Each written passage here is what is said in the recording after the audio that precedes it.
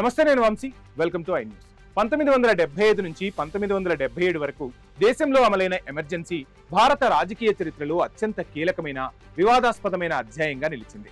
ఇప్పుడు దాదాపు 5 దశాబ్దాల తర్వాత అదే అంశానికి 9వ తరగతి ఎన్సీఈఆర్టీ సామాజిక శాస్త్ర పాఠ్యపుస్తకంలో చోటు కల్పించారు.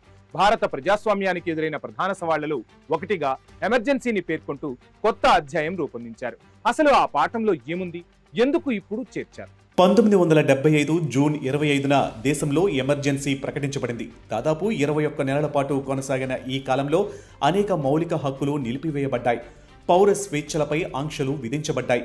మీడియాపై సెన్సార్ అమలు చేశారు. ప్రతిపక్ష నాయకులు, కార్యకర్తల అరెస్టులు కూడా జరిగాయి. ఇప్పుడు ఎన్సీఈఆర్టీ విడుదల చేసిన 9వ తరగతి సామాజిక శాస్త్ర పాఠ్యపుస్తకం అండర్స్టాండింగ్ సొసైటీ ఇండియా అండ్ బియాండ్లో ఎమర్జెన్సీపై ప్రత్యేక విభాగాన్ని చేర్చారు.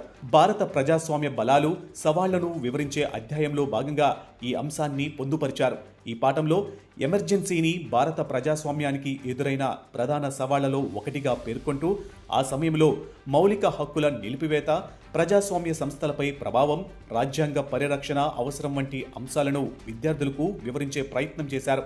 అలాగే ఎమర్జెన్సీ అనంతరం జరిగిన ఎన్నికలు, ప్రజాస్వామ్య వ్యవస్థ పునరుద్ధరణ, ప్రజల తీర్పు ద్వారా రాజ్యాంగ విలువలు ఎలా బలపడ్డాయో కూడా ఈ అధ్యాయంలో ప్రస్తావించారు. దాదాపు 50 ఏళ్ల తర్వాత ఎమర్జెన్సీ అంశాన్ని ఈ రూపంలో ఎన్సీఈఆర్టీ పాఠ్యపుస్తకంలో చేర్చడం దేశవ్యాప్తంగా చర్చకు దారితీసే అవకాశం ఉంది. విద్యారంగంతో పాటు రాజకీయ వర్గాలలో కూడా దీనిపై భిన్నాభిప్రాయాలు వ్యక్తమయ్యే అవకాశం కనిపిస్తుంది.